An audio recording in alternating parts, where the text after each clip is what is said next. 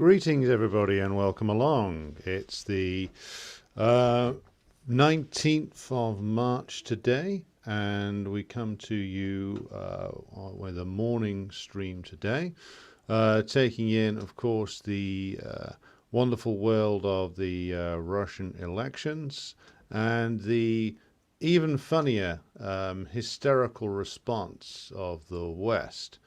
And it's an interesting one for us to examine because of the sheer insanity of the response and the reason why that response has been so over the top and so utterly predictable will be explored today, of course. So we'll get to all that in just a moment.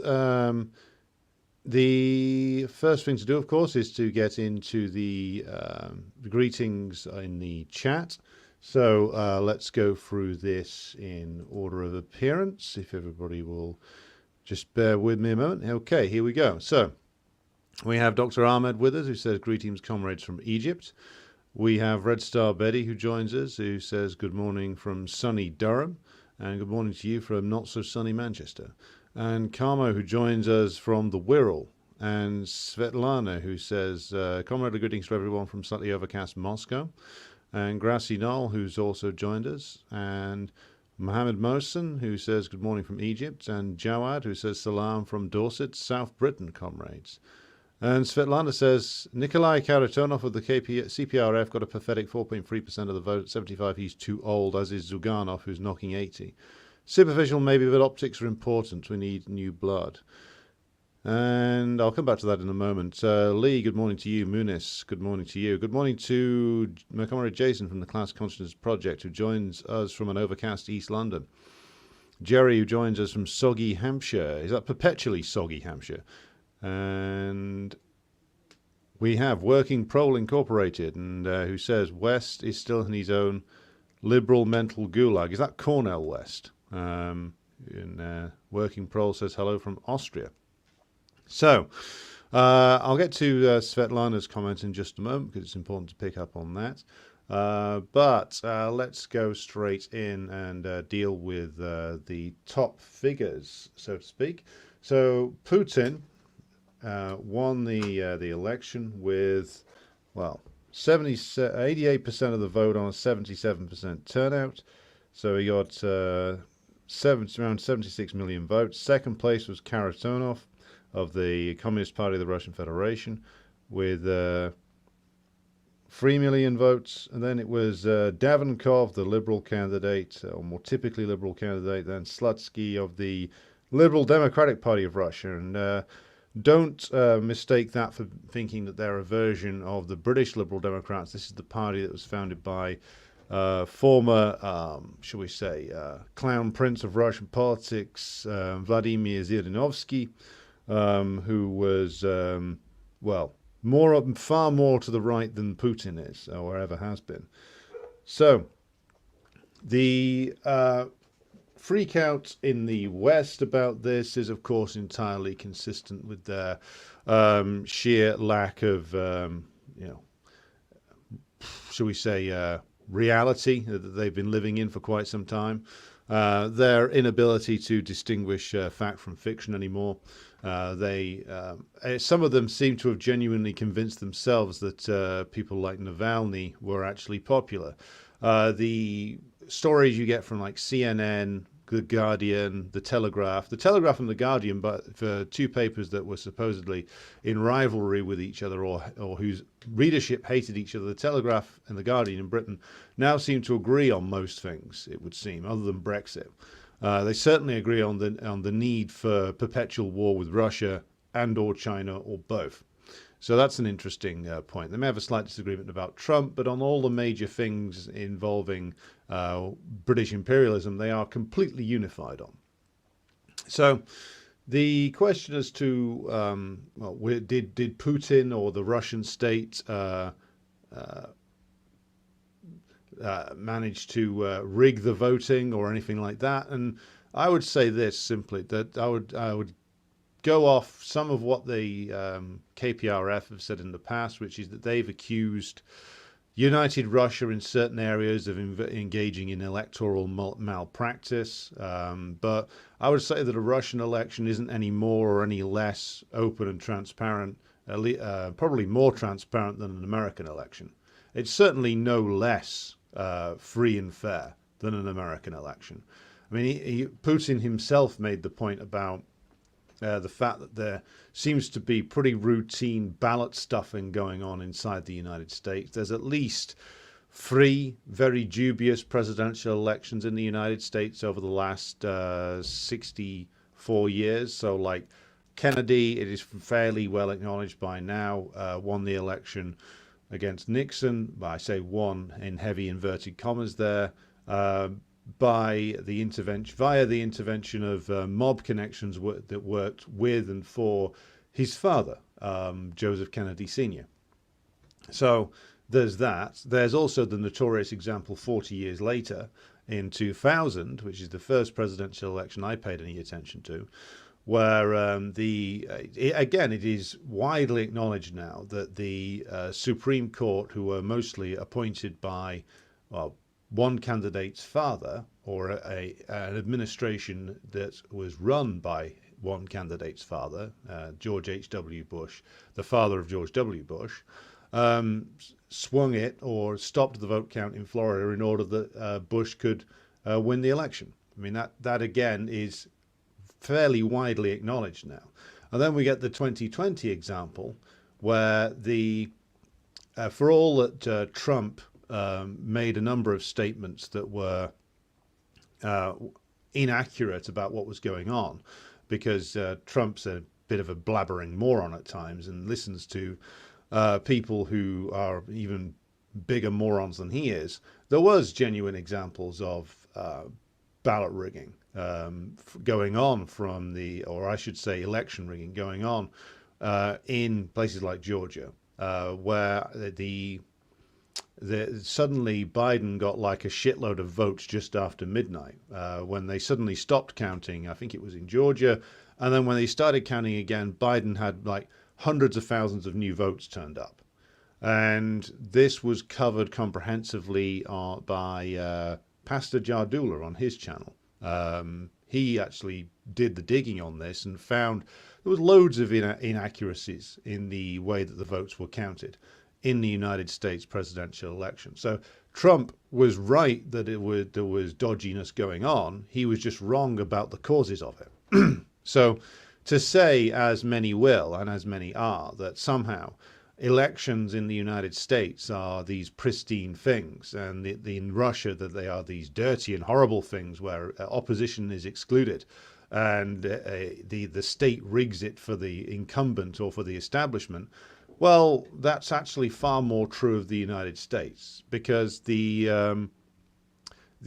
whole question of like, well, was it rigged in Russia? Well, at least in Russia, you had the KPRF and through the candidacy of Karatonov on the left, you had Slutsky on the right, and then you have Davenkov more in the liberal wing, the liberal side of things, and you have Putin right in the middle of all of them. Though with the All Russian People's Front, it's kind of like takes in everybody. So Putin, of course, doesn't run as United Russia. He runs as the candidate for the All Russian People's Front. And that includes, of course, United Russia, various other centrist, right-wing liberal, Russian nationalist, and even some leftist and social democrat organizations such as the Progressive Socialist Party of Ukraine. So at least in Russia, there were choices.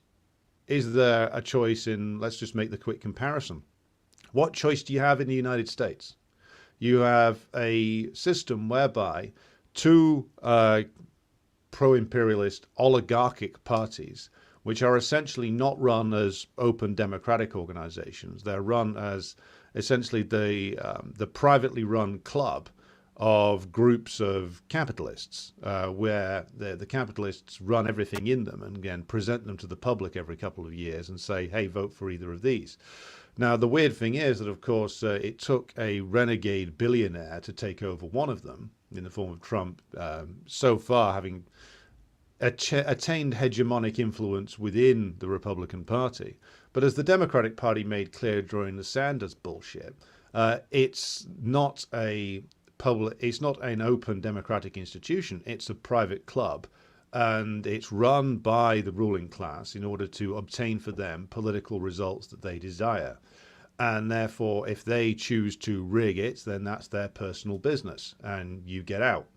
So in most states of the United States in a presidential election year, you will be presented with a Democrat, a Republican, who are two parts of the same ruling class, despite all the freakouts they're having about Trump at the moment.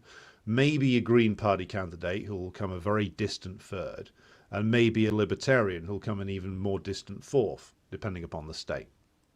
So when you look at it that way, like, is it any more or any less? Is it any less democratic in Russia? No. It's not any less democratic than the United States. If we're taking democracy by the typical liberal definition of it, and I'll come to definitions in just a moment, but by the liberal definition of things, the United States and the Russian Federation are, if anything, similar in certain respects, but if anything, the voters in Russia had more of a choice than the voters in the United States do. And as for media coverage, excluding other candidates and only covering the chosen one, i.e. Putin, well, again, you can make the same comparison with the United States. The bourgeois press in the United States only covers the Democrats and the Republicans. Occasionally, you'll get an interview with like Cornel West or RFK Jr. Or somebody else. Mostly though, like 90 to 95% of the coverage goes all on Democrats and Republicans. The bourgeois press in the United States works absolutely overtime to make sure that the political process, that all politics is only presented to the American population as consisting of a binary choice between Democrats on the left and Republicans on the right. And that's it. There's nothing else. There's no Green Party, there's no Libertarian Party, there's no, for whatever you might think of them, in my opinion isn't good, PSL. It's simply a binary choice between these two private members' organizations, essentially. So how is that any more democratic than, again, if we're using the traditional liberal terminology here, how is that more democratic than what goes on in Russia? It isn't. I mean, you can make arguments that say, well, what about Britain? Isn't that a great bastion of isn't that the oldest liberal democracy? Yes, indeed it is, and that's why it's so under control. Here we have not just one party for the bourgeoisie, not just two parties for the bourgeoisie, not just three parties for the bourgeoisie. We have no less than about 5, possibly 6 parties for the bourgeoisie. We have the Tories, who are currently led by the sort of miniature keyring troll figure known as Rishi Sunak. We have the Labour Party, run by the porcine buffoon, Keir Starmer. We have the Liberal Democrats, run by a man called Ed Davey, who 90% of the population couldn't tell you who he is. We have the 2 nationalist parties, the Welsh and the Scotch, run by people who are every bit as committed to capitalism as the major national parties. And of course we have the so-called Reform Party, run by, well, the anonymous buffoon Richard Tice and then really Nigel Farage. So the bourgeoisie in Britain have 6 parties to choose from, all of which won't do anything for the working class other than screw them. So that's the great choice we have here. And what about in France, where you have a choice between a neo-fascist organization in the form of the Rassemblement National and Emmanuel Macron, the drippy, weird, mad inbred king of the declining French Empire? Or Germany, where it doesn't matter who you vote for, the same set of policies get enacted, whether it's by a grand coalition involving the SPD and the CDU for many, many years under the stifling bureaucratic rule of Merkel, where, again, didn't matter what combination you got, Merkel always ended up back in power. Or now you get the sublimely incompetent and buffoonish government run by Olaf Scholz. And we'll come to Germany later on.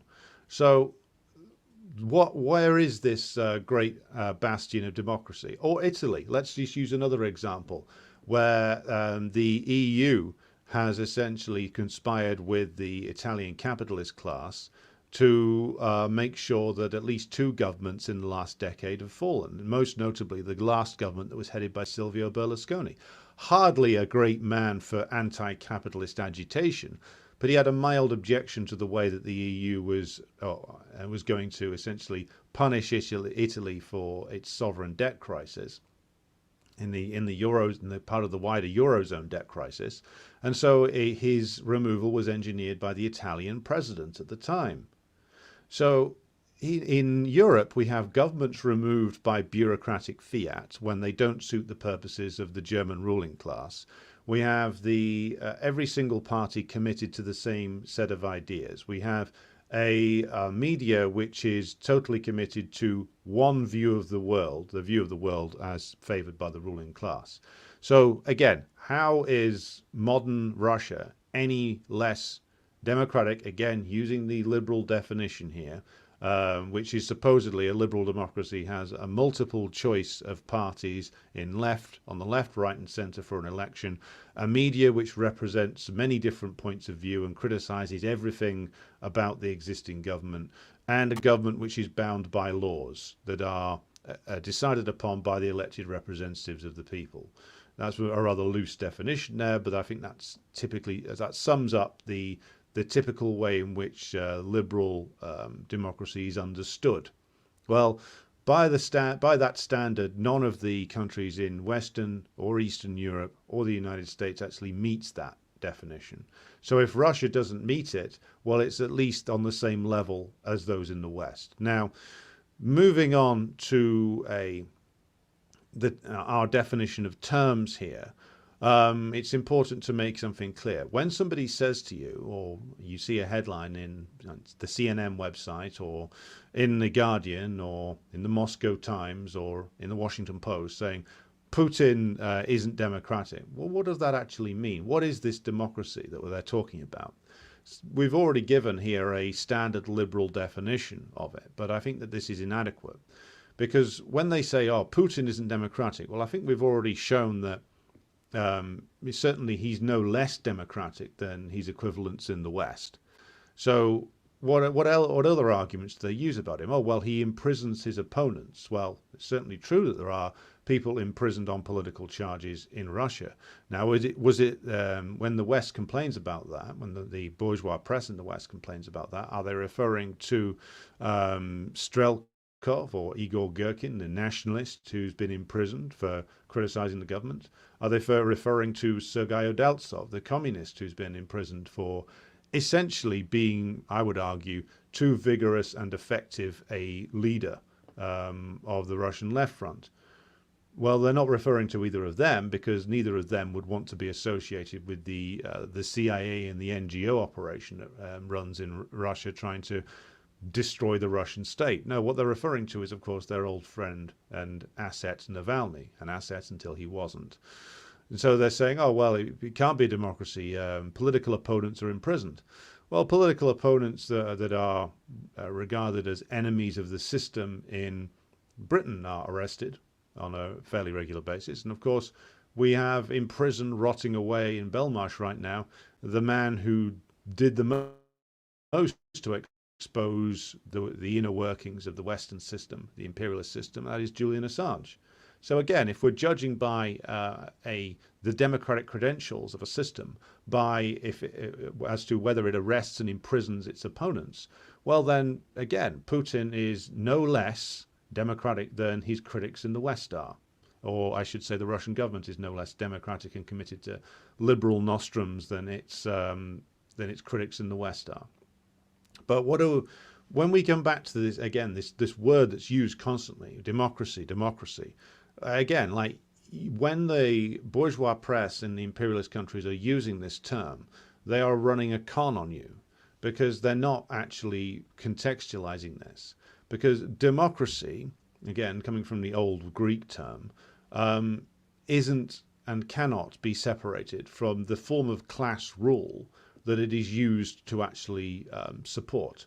So the old Greek democracy, meaning democracy essentially for property-owning citizens, meaning men, overwhelmingly men who owned property, certainly not slaves, certainly not the plebs, to use the Roman term. So the old Athenian democracy certainly isn't something that would be recognizable or desirable today. Or are we referring more, when this is referred to in the Western press, to Enlightenment theories of democracy, meaning rule by governments which are accountable to the people? Okay, well, we'll roll with that for a moment. But when philosophers like, for instance, John Locke would talk about constitutional government and the need for constraints on government and the need for a written constitution and the right to rebel against a government that was unjust. Well, what did any of that actually mean in terms of the Enlightenment period and in the period in which Locke was writing, the 17th and the going into the 18th century? What did Locke and other writers who are talking about rights and constraints upon government and constitutional government actually mean by any of this? They meant that, of course, that those who were to be afforded political rights, those who were to be afforded the protection of constitutions, mostly they were referring to the rising bourgeoisie, the class to which they all belonged, or the class who was paying their wages. The universal subject, the subject of politics in the Enlightenment era, was regarded to be the rising capitalist class, the bourgeoisie. And that's who, of course, these writers were writing about and for. And that's who, of course, is when the American Constitution talks about the rights of man, the rights to property, life, liberty, and the pursuit of happiness. Overwhelmingly, that's a bourgeois view of bourgeois rights, meaning that the subject of those rights are the property-owning classes. Now, yes, in the American context, there were slightly more political rights afforded to those lower down the social order, but still, overwhelmingly, it's a view of the democratic process as belonging to the bourgeoisie, as being a tool for the bourgeoisie, and again, this is more in the British and the French context, as a tool for them to use to protect their property rights and their personal liberty against the arbitrary rule of kings, of aristocrats, of absolute monarchs. That's what it means. It doesn't mean rule by the working class. It doesn't mean rule by the plebeian masses. It doesn't mean that the working class and the peasantry, if we're in 1790s France, get in the way of the profiteering of the early capitalist class in France or the rights of the landowners to the land. And certainly it was the case in Britain that when, like, the levelers and the diggers in the English Civil War tried to take the democratic rhetoric that had been expressed by the leaders of the New Model Army, such as Cromwell, they tried to take that rhetoric and put it into reality. Cromwell's response to them was, no, we do not mean political equality. We mean equality before the law. So it's, in other words, the property owners get to rule, and it is us that is freed from the arbitrary power of the king and the aristocracy. We get to rule. You, i.e. the propertyless masses, get to live under our rule, and we promise that as part of that this great new free commonwealth, that you get to live under the rule of law, and there will be standards that we as the property owners will enforce, but our standards will be much better than the king's. Basically, I'm shorthanding there, but that is the essential summing up of the Putney debates, which we will do a program on in the future, where the levelers in the New Model Army challenged the army commanders to say, well, you said we're fighting for individual liberty, and now here we are demanding, the levelers were demanding the franchise be extended to all men, not all people, all men, regardless of property qualification. Cromwell and Henry Ireton, speaking for the army commanders and the propertied classes, said a very firm no. And you might say, well, you're talking about stuff 400 odd years ago. Surely the liberal definition of democracy has evolved since then. Certainly, democratic processes have evolved since then, because the pressure of the working class increased through the 19th century.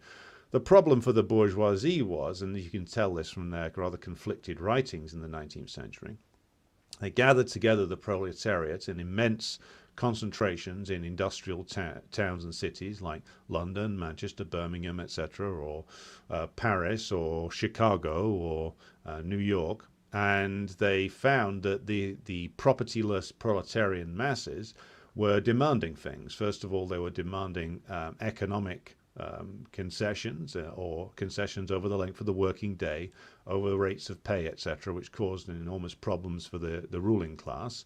And eventually, this pressure built to the point in Britain where the ruling class had to accede to reform bills. So in the 1830s and the 1840s and going through to the end of the 19th century, you had various extensions of the franchise, first of all to the upper petty bourgeoisie, then to the lower petty bourgeoisie and upper end working class, and then eventually by 1929, all property qualifications and discrimination on the basis of sex had been removed. It took a century for that to happen. The bourgeoisie did not want to do it.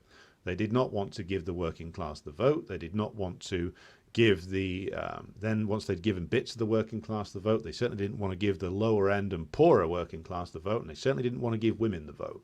Eventually, though, they were forced to because of the necessity of giving concessions in order to maintain the stability of the system. So what do I mean by all of this? So yes, the bourgeoisie in Britain, the United States, France, etc., have been obliged to, despite the fact that when they talk about democracy, they're still talking about a democracy for their class. What they have been obliged to do, though, is to concede political rights being given to the proletariat over time. And the question then has to be raised is, does this fundamentally change the character of the British state or the American state or the French state, to use three big examples of the three big revolutions of the 17th and 18th centuries? So does it change who actually rules these states? And we now have nearly a century of full enfranchisement. I mean, the full enfranchisement in Britain started in 1929. So that's we're now 95 years out from that. So does it mean then that the class nature of the state has changed? No, it doesn't, because the power of the bourgeoisie is such that their rule can continue even if you got that radical left Labour Party government that all of the Social Democrats dream of, or many of the Social Democrats dream of. And the answer is, of course, that the bourgeois rule continues, and even if they have to make concessions, because Britain is, of course, an imperialist power and the oldest continually existing capitalist nation, they had the flexibility, also thanks to American loans, to increase exploitation of people in the colonized nations overseas, gain more capital that way in order to buy themselves time by making certain concessions to the working class at home. And that's now, again, that's an uncontestable fact. Meanwhile, they, of course, got to rebuild themselves, re-establish their methods of political control. They still have, until recent years, full domination over what the old Frankfurt School theorist Jürgen Habermas called the public sphere.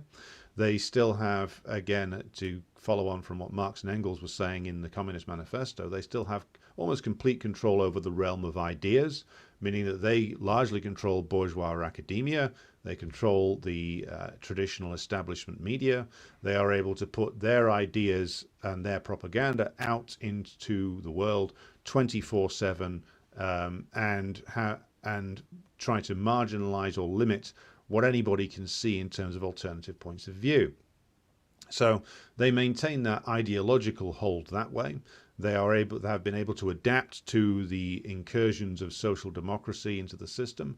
They have been able to co-opt the leadership of most of the major trade union organizations in the West and incorporate them into the management systems of the bourgeois state.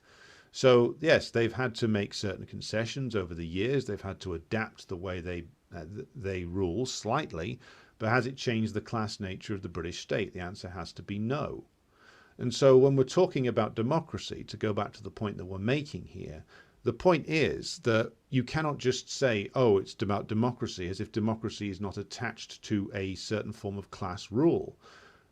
Democracy in Britain is a bourgeois democracy, meaning that it was originally meant to just be democracy for the bourgeoisie. They had to make certain concessions to the working class to give the working class the vote. They had to make certain concessions so that the property qualification and sex discrimination was dropped. Yes, that's all true. But it remained a system which they largely control. The political parties are incorporated into the bourgeois state. The leadership of all the major political parties in Britain are completely incorporated into the system of bourgeois state and, to use the Gramscian term, civil society. So bourgeois ideology dominates them. They are all bound into the management of the bourgeois state. They are all run by people who come from either, if they don't come from the bourgeoisie itself, they come from people in the aspirational upper end of the petty bourgeoisie. They are all dedicated to serving the system. So the system's had to bend and make concessions, but it's still a bourgeois system. It's still a bourgeois democracy, meaning that the amount of influence the working class can, or even the petty bourgeoisie, can actually have over this, given that the rule of the bourgeois is concentrated in systems of the state that are outside of the influence of the democratic process, even during the peak period of concessions for in the social democratic period. Even during that time, when the working class had more bargaining power, the rule of the bourgeois was always solid because it took place via, let's use the British example, the Bank of England, via the City of London, via the permanent bureaucracy in the civil service.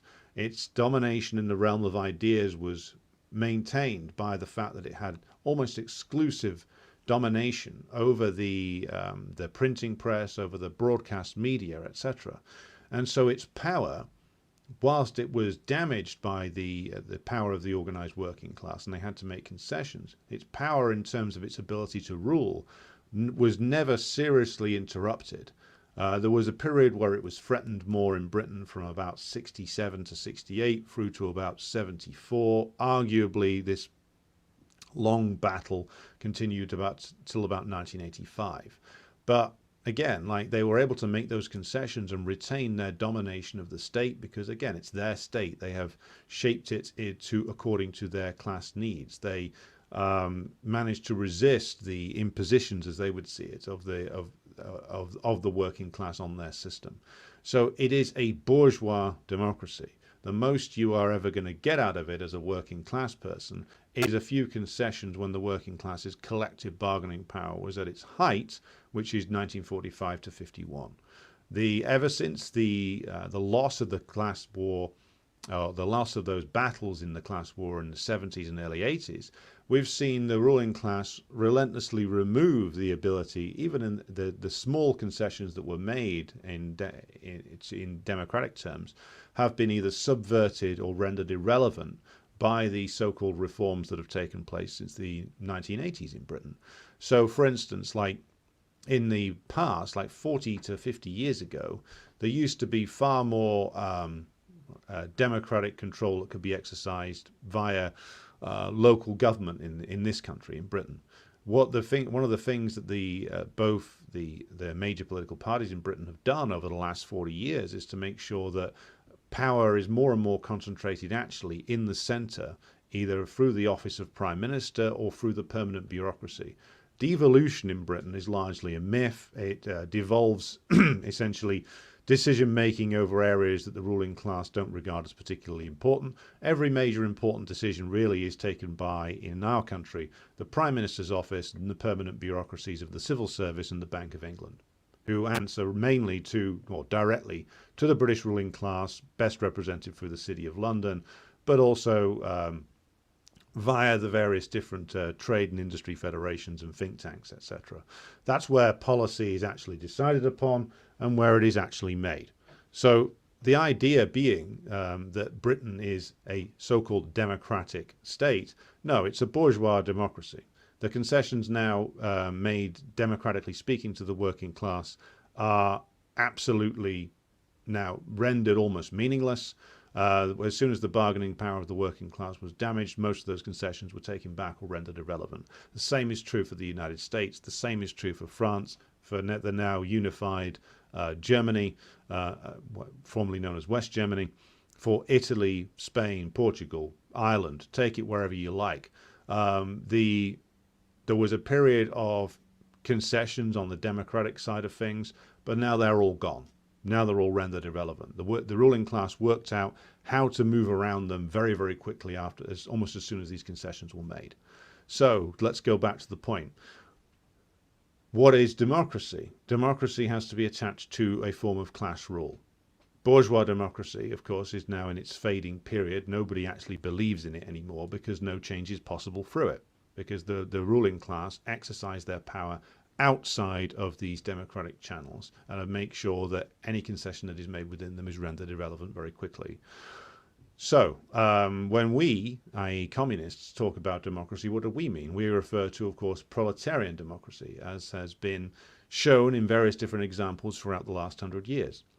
So when the bourgeois tells you that, oh, Russia isn't democratic, what is he really talking about? Well, some of them genuinely believe it, because some of them are as thick as two short planks, and actually believe the absurd, insane shit that they actually come out with. More on them in just a moment. But for most of them, what they generally mean is they identify democracy as being bourgeois rule. And why wouldn't they? Again, going back to the days of the Enlightenment, that democracy then is a word that is used to sum up or the claim for democratic rights as far back as the 17th and 18th centuries is used as essentially a word for the bourgeoisie to assert their rights. Back then it was against the king and the autocracy. Now it's a code word to mean the right of the imperialists. The right of the imperialists in the case of Russia to have the result that they want, which was President Navalny maybe, or President Khodorkovsky, or something like that. So plainly, this is a case where you must see all of their ranting and raving about democracy as really being a long form of whinging about the fact that they aren't able to plunder and devastate Russia in the way that they actually wanted to. That Putin, whatever one may think of him, and again, I've made my opinions on the man and his legacy fairly clear, has been part of a system that stood in the way of the unrestricted looting of the Russian Federation that they thought they were going to get after 1992. And whereas they got some of that in the 90s, barriers to it started going up as early as the early 2000s, which is why they got hysterical about Putin very, very quickly, because he was, as they saw it, cheating them out of their victory in the Cold War. A Cold War they didn't really win. The other side deliberately and calculatedly surrendered and capitulated, expecting to be rewarded, and indeed some of them were.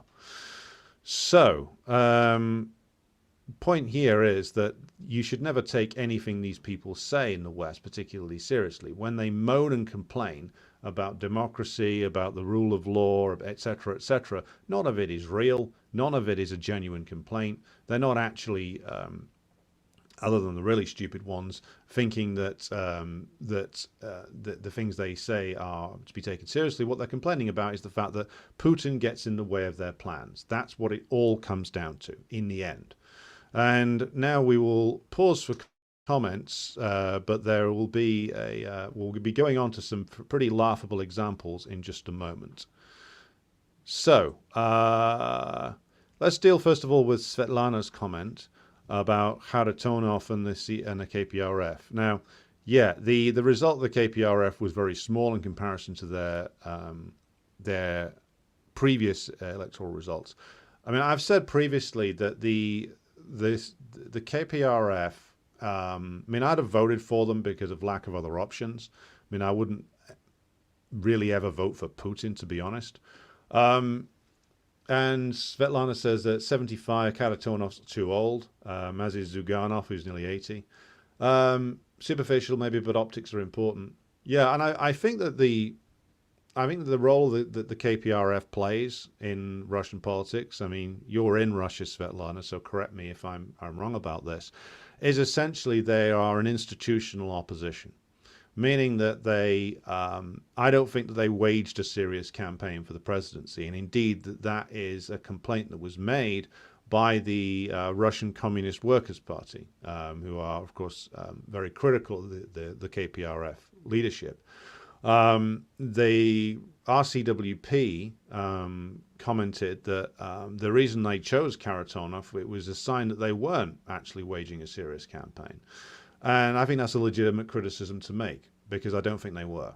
I think if you look at Zyuganov's statements made at the press conference yesterday, where he's talking about the fact that now they expect elements of their program to be actually carried out by Putin, you can see that what they were doing was they were campaigning more for their what Zyuganov has termed their victory program to be adopted by the Russian government. And certain aspects of it, at least rhetorically, have been adopted by Putin in that address to the Federal Assembly he gave recently. But it wasn't a serious campaign.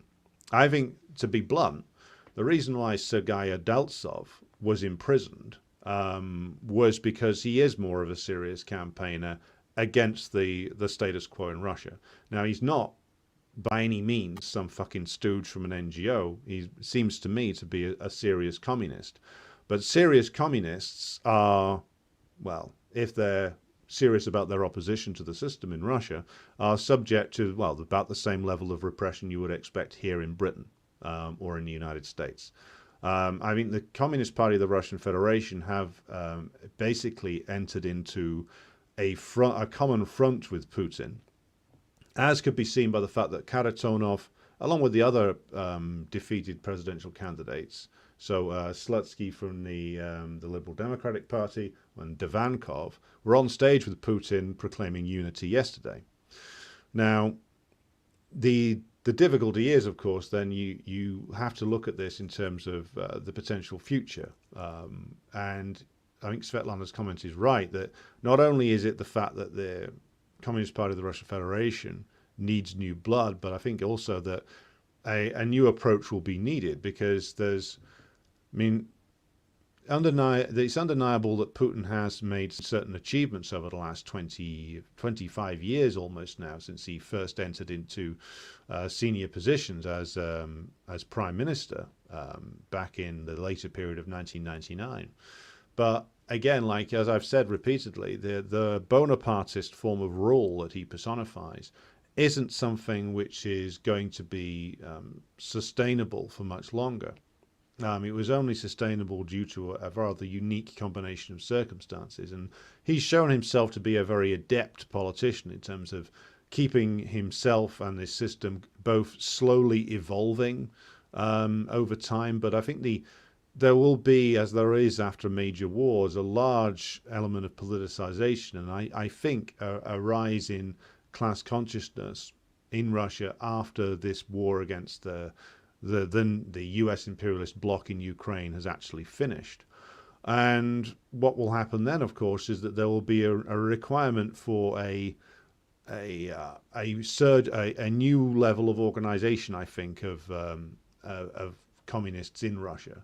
I don't think the rather institutional role that the KPRF has is going to be adequate for the long term. I mean, there's a lot of people in the KPRF who seem very decent. I mean, and just from reading the articles you find in Gazeta Pravda are a lot more interesting in terms of Marxist analysis than you find in the statements made by the Communist Party's leadership. But yeah, I think Svetlana's right. There needs to be a revival, and that partly will come through a revival of class struggle in Russia, but also there needs to be a real revival in communist organization in Russia that isn't either tied into sort of an institutional opposition, which is what the KPRF has at the moment, and also isn't the kind of ultra-left drivel you see from some Russian communists who do this sort of knee-jerk ultra-left opposition to all things Putin, including the special military operation. Eamon O'Sullivan joins us from Ireland, or from Cork to be precise. Good to have you with us. Jay is with us from Virginia. Svetlana says, people in Russia were offered 1,000 rubles by the state to vote irrespective of whom they voted for, hence the record triumph. Yeah, the British state would never do that. Good morning to Jenny, who has joined us, and Albert, who's joined us. Svetlana says, the Biden victory in 2020, that is, smacks suspiciously like how Yeltsin clinched victory in 1996. Yeah. I mean, if you want an example of just how what the actual motives are of the West in complaining about this election result for Putin, just look at how they boasted about how they helped rig an election for Yeltsin in 1996. I mean, that's another case I've mentioned before where Zyuganov should have been president of Russia. Even Medvedev has said that that election was obviously rigged.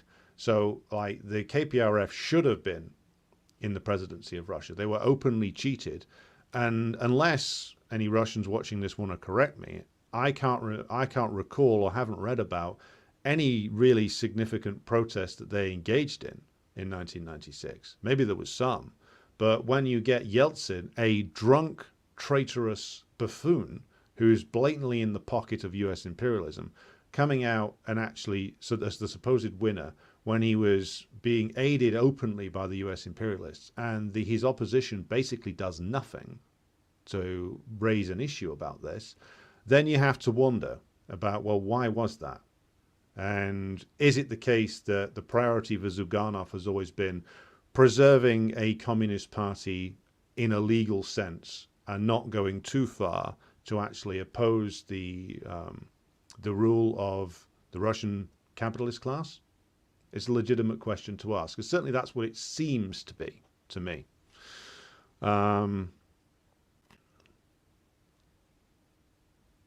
Jenny asks, why can't we, that is in the US, have election observers where we actually need them?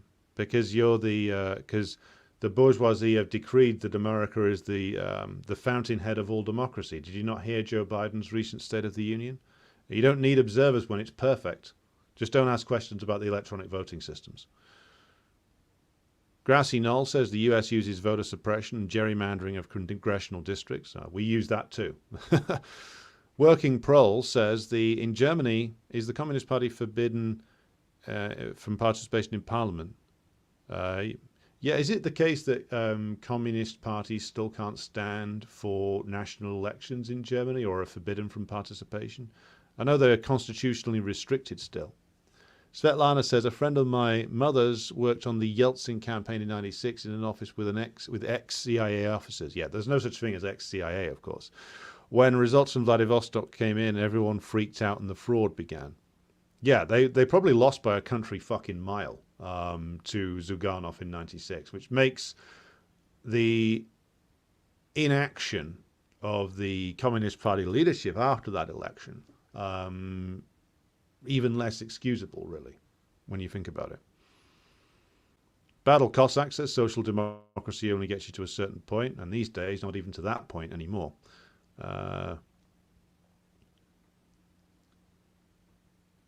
Grassy Knoll says Woodrow Wilson put Eugene Debs in prison. Indeed, he did. Greetings to CJ out in rural Virginia. And Cobra Commander says, from their point of view, all they got to do is let us protest a bit every few years, no real threat to them.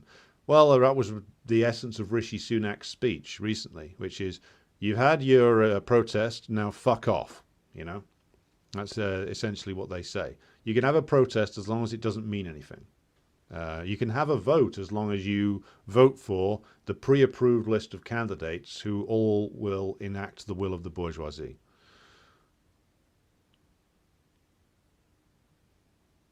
Right. Jenny says Bill Browder's tears are delicious. Well,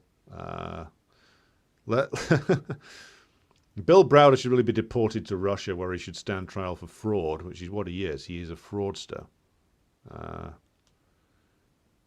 Svetlana says, totally not a serious campaign by the Communist Party of the Russian Federation. I never saw a single poster anywhere. All right, so Russians were being offered 1,000 rubles to vote online. Interesting. But the 1,000 had to be spent in a certain number of selected stores. So it's an economic stimulus measure.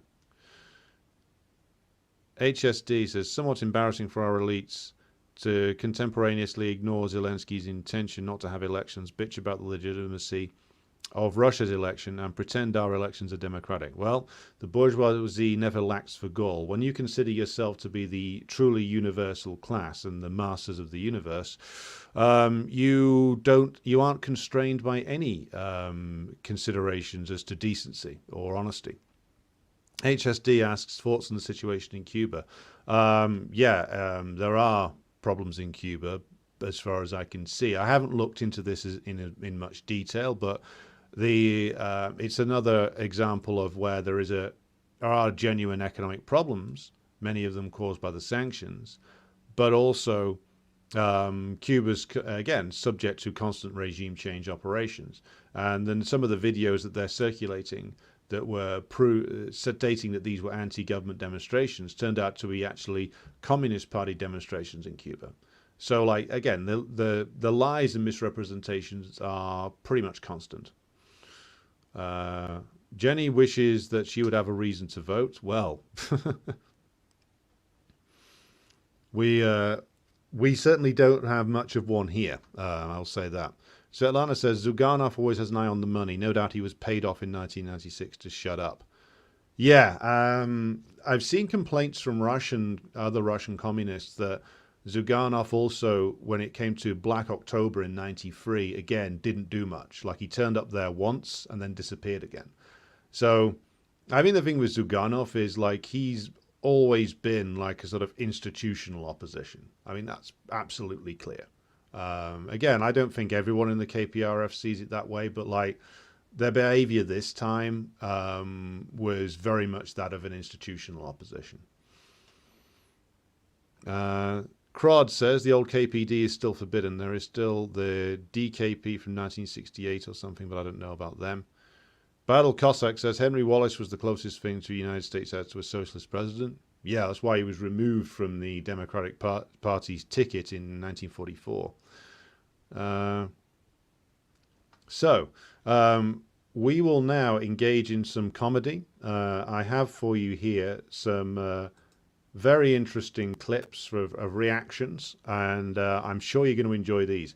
The first is nobody's favorite pseudo-Marxist. It's Slavoj Zizek reacting in his typical way to the election victory of Putin. I show this mainly for comedy value, so let's have a look at Mr. Zizek. Conservative, religious fanatic. That's why to provoke people, as you know, I think I said give even nuclear arms to Ukraine. As on that point, I'm saying. On that point, we have to Slavoj, do everything. Yeah, I think it was a terrible mistake for Ukraine to be persuaded to give up their nuclear capability, because it seemed to me that was just a green light to Putin to then invade them. We should read what horrors they are saying, Russian media. They have a full return to religious fundamentalism. They portray the war in Ukraine as the war of Christian civilization against demoniac satanism and so on. Yeah. I mean, they are no less than Arabs. They are today, bit of racism in the in worst there as sense, fanatical religious fundamentalists. Yes. They have to be stopped unconditionally. Right, well, there you go. There's a man who's gone from being a traitor to Yugoslavia back in the late 1980s to being a ranting, raving NATO cheerleader. And by the way, Piers Morgan there, who is, of course, the interlocutor in that particular clip, saying, well, Ukraine should never have given up its nuclear weapons. Ukraine never had nuclear weapons. Ukraine was the storing facility, was where the old Soviet nuclear weapons system was actually had some of its missiles stored back in the early 1990s when the Soviet Union was collapsed. So this is, of course, bullshit, because Ukrainian government never had the means to actually fire any of these nukes. It's the reason why they gave them up. Because if they wanted to make themselves into a nuclear power, they would have had to invest a shitload in actually developing a nuclear weapons delivery system, which they didn't have the means to do. They were too busy deindustrializing and destroying the country. So the reason they got paid off to essentially sell back or give up these nuclear missiles, which ultimately went back. I think some of them were decommissioned, some of them went back to the Russian Federation under a deal done in 1994. Which, unless, of course, Piers is having difficulty with counting these days or perceiving the passage of time, and I know it's difficult when you're drunk on that much cheap red wine that often, but 1994 and 2022 are 28 years apart, Piers. So what? Putin, who, by the way, in 1994 wasn't even in the presidential administration yet. He was a junior member of Sobchak's group in St. Petersburg. So in 1994, Ukraine gives up nuclear weapons. In 2022, the Russian special military operation begins. So 28 years later.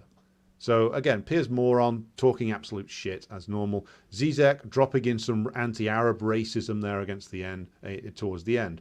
Now, yes, I show that mainly for comedy value, but it's also worth saying that Russia is now run, he's claiming it's run by Christian religious fundamentalists. Putin is a dark conservative religious fanatic. Well, let's just see here how true that is. Like Putin, in his view of religion and his view of the Orthodox Church, it always struck me as being very utilitarian. He said in the interview with Stone in a comment that, well, the old communist ideology had gone, so we needed something to bind the country together with, and the orthodoxy essentially was available. So Putin views religion as essentially as a political tool to bind, as he sees it, different potentially fractious elements in Russian society together. Is Russia now a society of religious fanatics? Well, I would say no. The whole question of religion in any country now is always rather vexatious. But in nominal terms, Britain is a majority Christian country. But the bulk of the so-called Christians in this country don't actually go to church. The biggest other group in the country is that of the non-religious. Now, in Russia, of course, the level who are proclaiming themselves to be of a version of Orthodox Christians is quite high. But as to those who actually devote in a devoted fashion attend religious services, my guess is it's quite low. My guess is that most people in Russia are Orthodox Christian the way that most people in Britain are Christian, in that they are brought up that way. It's part of their culture. But to say that it's now, ruled over by a dark religious fanatic, etc., well, again, that's Zizek bullshitting. Zizek is essentially just a sort of NATO clown now. He always was, to be honest. He was never any different to this. He hasn't degenerated. He's remained the same. The only thing that's changed is us, in that we're not falling for the bullshit anymore. And if you haven't read or what Gabriel Rockhill's article on Zizek, sort of thoroughly exposing his bullshit, or seen the accompanying lecture, then I would urge you to do so.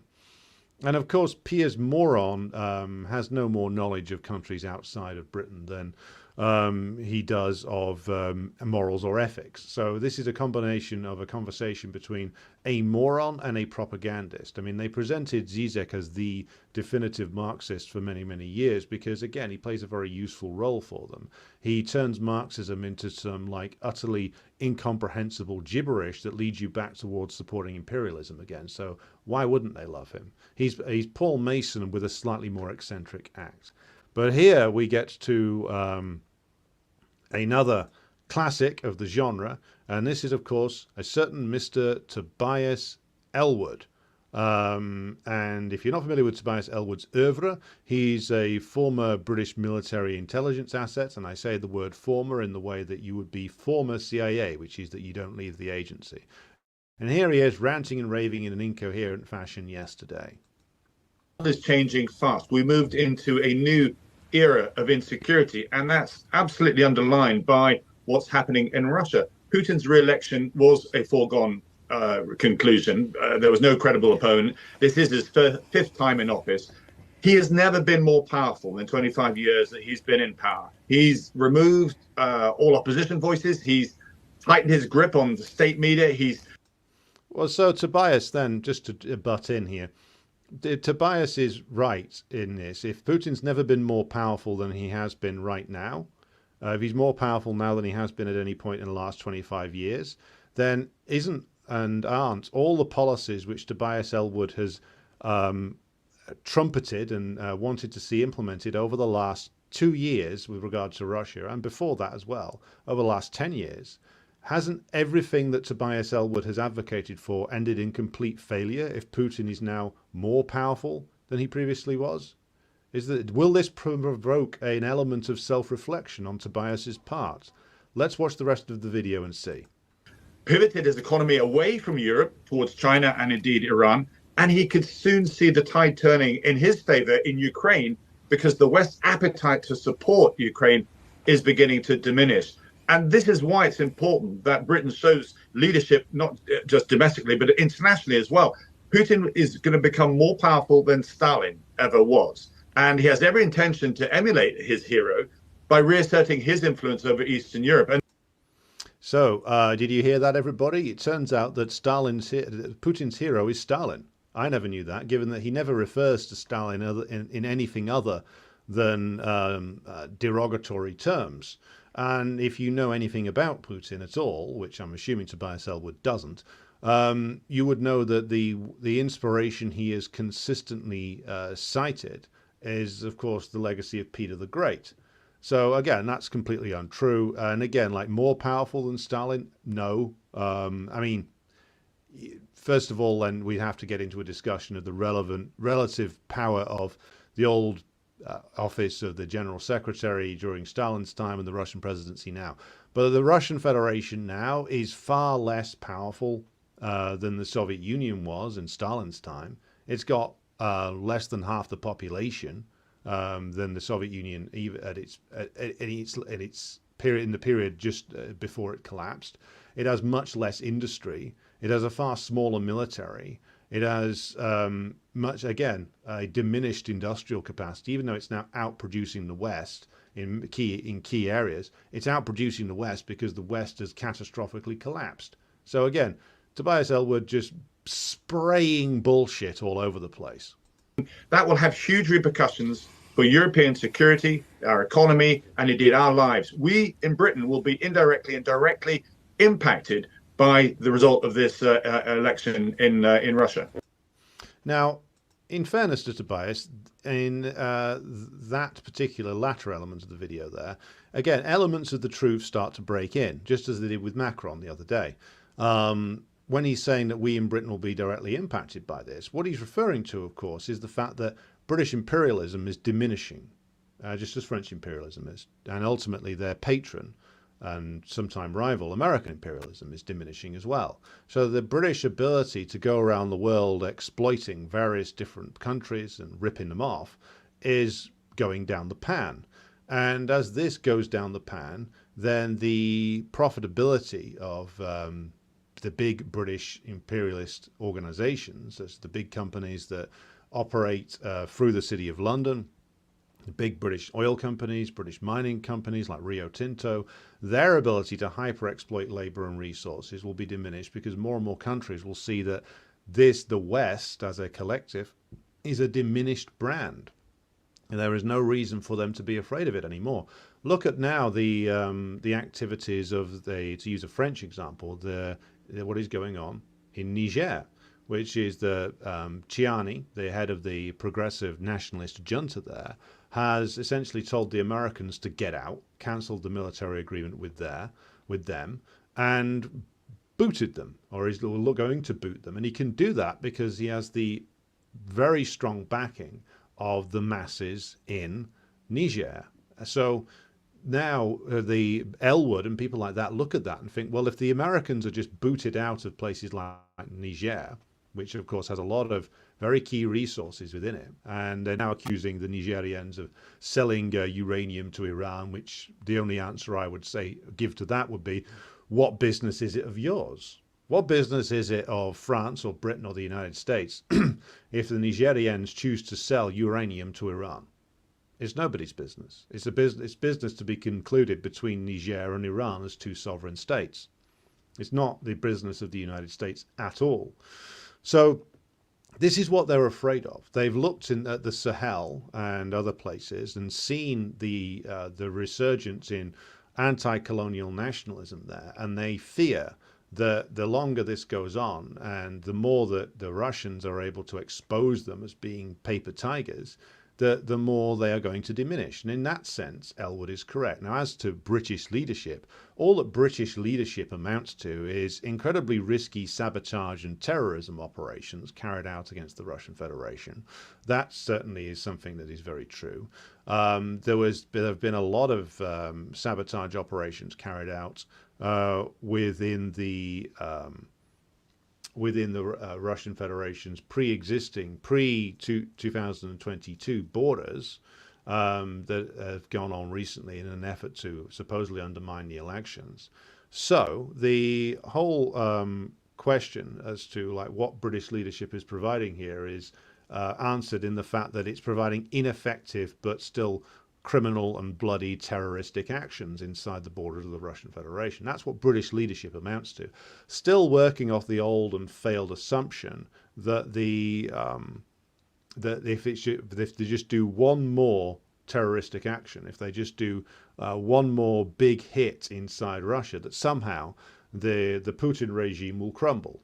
Well, it turns out it's more durable than that. And just to go back to the voting for Putin at the moment, my guess is that an awful lot of that vote for Putin is motivated in part by a desire to rally round the leader who is being attacked constantly by the West, to secure the current system in the face of an assault from US imperialism, that it seems now that most Russians understand that they are under an assault from US imperialism, and to actually give a fuck you to imperialism.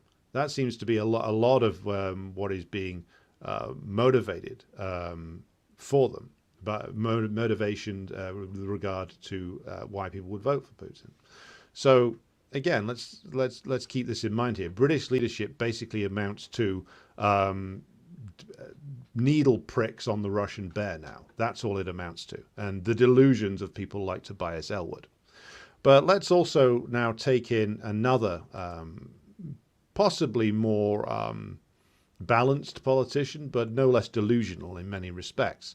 So let's take in the words of Sarah Wagenknecht of the Sarah Wagenknecht, the breakaway organization from Die Linke, who gave a speech recently to the German Reichstag, which sounds more sane than the likes of what Tobias Elwood and Slavoj Zizek come out with, but in my view is no less delusional. Now, this is, of course, in German with a text translation. So for the benefit of those who are listening on the audio recording on Patreon, what I'm going to do is I'm going to summarize what she said at the end of the clip here. Präsidentin, liebe Kolleginnen und Kollegen, die Union hat offenbar den Ehrgeiz, allen, die die Nase gestrichen voll haben von dieser desolaten Ampel, eindringlich zu demonstrieren, dass es für unser Land tatsächlich noch etwas Schlimmeres geben könnte als einen Kanzler Olaf Scholz, und das wäre ein Kanzler Friedrich Merz. Schon die Regierung Scholz hat eine rote Linie nach der anderen überschritten. Inzwischen sind wir so weit, dass deutsche Luftwaffenoffiziere in aller Seelenruhe darüber debattieren, wie man mit deutschen Marschflugkörpern russische Ziele zerstören kann. Und nein, der Skandal besteht nicht darin, dass Sie sich dabei belauschen lassen. Der Skandal besteht darin, dass es mittlerweile normal scheint, solche Debatten zu führen. Unsere grandiosen Militärexperten von den Grünen belehren uns jetzt seit 2 Jahren, welchen Gamechanger wir als nächstes liefern müssen, damit die Ukraine damit garantiert den Krieg gewinnt. Die FDP gibt der Union und der Opposition damit inzwischen Formulierungshilfe, um einen Waffenantrag gegen den Kanzler durchzusetzen. Und in der CDU schwärmen Leute wie Herr Kiesewetter davon, mit deutschen Raketen Ministerien in Moskau zu zerstören. Also wenn der Papst dann in diesen ganzen Wahnsinn hineinruft, dass Kiew lieber verhandeln sollte, als das Land in den Selbstmord zu treiben, dann wird sogar er als Putin-Troll von Ihnen allen niedergemacht. Also wer diese Debatte verfolgt, der kann sich doch nur noch fragen, haben Sie wirklich alle den Verstand verloren? So I'm going to leave the clip there because, again, like it's in German with written subtitles, but that's the essence of Wagenek's contribution now, where she says that Schulz and Friedrich Merz, the leader of the CDU, are as bad as each other, and that the Greens and the FDP are all guilty of agitating for a war with Russia, and that this is all madness. Now, a lot of people see that and say, "Oh, thank God, finally somebody in German politics is actually saying something that's true." And of course, there's truth in what she says there. And she goes on in that clip, and you can find this on the Telegram channel in its fuller length. She goes on to say that this is all madness and there should be negotiations, which of course many people are going to look at and think that's entirely reasonable. Now, my point on this is, though, that the words of Wagenknecht there are, if not deceptive, then presents a vision that is not entirely consistent, that is not entirely consistent with reality. You see, the reality is it's not madness for certain elements in the German ruling class to want to destabilize and destroy the current government of the Russian Federation. It would lead to horrific results for the German proletariat, of course, if there was a war between Germany and the Russian Federation. That much is true. But it's important for us as communists to be absolutely clear about the fact that for the ruling class in Germany, they are dedicated to this project to try and destabilize and defeat the Russians in the field, using the Ukrainians as essentially bullet stoppers, because they have an interest, as much as the French do, as much as the British do, and probably more even than the United States does, the US imperialism itself does, in the defeat and destruction of the Russian Federation. And they have this for the reasons I've just been going into with regard to what is happening in the Sahel and other places where more anti-colonial movements are and free officer movements are emerging, anti-colonial movements are emerging, backed by the overwhelming majority of the masses who know how badly they've been done over by the neo-colonial regimes.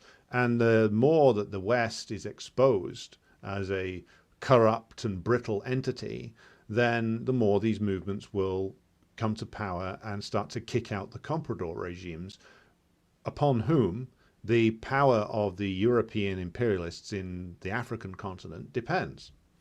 And the German ruling class know that very well. Yes, there's a split in the German ruling class over the cut-off of the cheap energy they used to get from Russia. But bear in mind, the German ruling class has twice in the last century attempted a colonization effort aimed at Ukraine. First under the Kaiser in 1914, which is where they wanted to seize large elements of what is now Ukraine and incorporate it into a greater German Reich. And again, the same aim was there in 1941, which is to have occupy large elements of what's now Ukraine and other areas that were formerly in the Soviet Union, and to essentially turn them into colonies, whereby the Slavs there would be worked to death, as they were in Poland, as they were in places that were occupied by the Nazis. Now, again, this is dismissed in a churlish fashion by so-called historians in Britain as just being an example of Nazi racialist madness. But the fact is that it's an objective of the German ruling class that was shared under the Kaiser and then under the Nazis, because the aims of the German ruling class were the same. They had, as they saw it, been cheated out of the colonies that they thought they deserved under the scramble for Africa in the later 19th century. So they were forced to look to colonization efforts inside Europe in order to make up for what they saw as their losses in that struggle for colonies with the British Empire. They needed the colonies because, of course, Germany was becoming an imperialist power. It needed to export its capital into places where labor could be hyper-exploited in a way that was no longer possible inside Germany itself. So that meant that they had to target the Eastern European countries, more specifically the old Russian Empire and then the Soviet Union, and reduce the population there to the status of slaves and work them to death for the benefit of of German capitalism, of German imperialism. Now this, under the Kaiser, was dressed up a little bit differently, but and under the Nazis it was expressed in a more brutish, racialist way, but the aims were the same. So move forward to the present day. The German imperialists today are part of a fading system, but they are thinking and are desperate for it to be revived, and it can now only be revived by pursuing a war via Ukraine with the Russian Federation, hoping against hope that the Putin system collapses and that chaos follows, and that Russia can be either ruled by a puppet regime or broken up into 22 different states, which can be easily dominated by the U.S. imperialist bloc, and that the Germans will get their cut of the spoils when this happens. So that's the motivation for the German ruling class. So yes, the consequences for the German proletariat of such a course of action would be devastating, but it is not madness. This is my point. It is not madness that sees the German ruling class go down this route. It is the imperialist system which pushes them down this route. So when Wagenknecht gets up and says this is all mad, the temptation is for many people to agree with her. But again, because Wagenknecht is a social democrat and is an institutional oppositionist inside the German system, in the same way that Zyuganov and the KPRF leadership are institutional opposition inside the Russian system. And so she wants to portray that it's a German capitalism that can still be brought back to the good old days of social democracy under the Willy Brandt era. But of course, that's not possible. German capitalism has degenerated and decayed. Not quite as far as British capitalism has. It's not quite that old, but it's still gone down a long way. It's still deindustrialized to a significant degree. Much of what you now see as being made in Germany is actually just assembled in Germany from parts that are made in China and other places in East and Southeast Asia. So German imperialism needs the collapse and the dismemberment of Russia as much as American imperialism, British imperialism, and French imperialism does, for all the reasons we've gone into. So it's not just madness. And we as communists must not be embracing the myth-making of social democrats like Wagenknecht, even when they're saying something which appears to be true. They are saying this through a framing and through a vision of the world which is fundamentally false. The vision being that Germany can be returned to some sort of period of social democracy. This is not possible anymore, and I would argue it's not even desirable anymore. So, right, let's just see where the things have got to now. Yes, I said Reichstag rather than Bundestag. I think it's referred to as Bundestag now. They haven't gone for the restoration of the old Weimar era name just yet. Grassy Knoll asks, was the Nord Stream pipeline destroyed so German industry would move to the US? I would say there's many motivations for why it was destroyed. I mean, there's many theories as to why it was destroyed. I personally think that it was destroyed by the British in an operation. Remember Liz Truss, if anybody remembers Liz Truss, apparently she texted Blinken to say that simply it's done just after it was blown up. And I don't buy the Seymour Hersh story that it was the US doing it itself. Why? Well, not that the US wouldn't act in such a ruthless fashion, but why do it yourself when you can get an idiot to do it for you? Why do it yourself when you can hide behind the British? And if you get found out, then, well, it was their fault. We didn't know anything about it. So, and also the British are the ones who've been the most aggressive in driving the war policy against Russia, because the British ruling class's economic situation is probably the most precarious. And so they need the war against Russia to succeed in a way that probably is even more urgent than even the Germans or the French is, though they are getting more desperate as time goes on. So there's many motivations as to why they would do it. I think the principal motivation at the time was to push the Germans further into supporting the war policy by cutting them off from something that would be potentially a source of negotiations with the Russians, or a reason for negotiations with the Russians. But of course, the US imperialists are happy to benefit from German companies fleeing to the United States, though ultimately I think it'll be a short-term benefit. I think far more will go east than west. Right, okay, so this brings us to the close of the program this morning. I'm going to be back in a pre-recorded show later today I'm doing on the wonderful world of cultural Marxism. So that'll be on the air at 10:30 this evening, and that'll be a pre-recorded program, so keep an eye out for that one. The audio recording of this will be up in podcast form on the Patreon site later today. But until then, I will say thank you to everybody who has joined the chat this morning. Certainly, it's been, again, very active, very interesting discussion as always. And I will be back with you again this evening and back with another live stream tomorrow. Until then, though, thank you very much, and I will be back with you again before you know it.